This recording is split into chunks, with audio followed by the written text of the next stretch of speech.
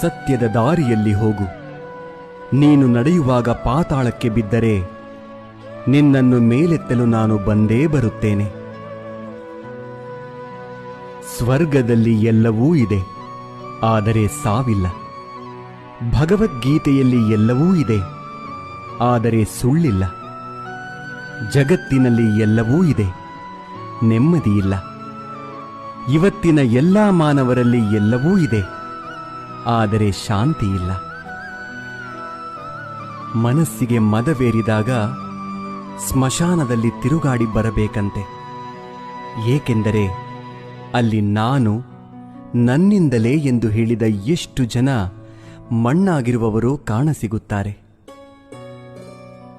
ಭಗವಂತ ತಡ ಮಾಡಿದರೂ ನ್ಯಾಯ ಮಾಡುತ್ತಾನೆ, ಆದರೆ ಅನ್ಯಾಯ ಮಾಡುವುದಿಲ್ಲ. ತಡ ಆಗುವುದರ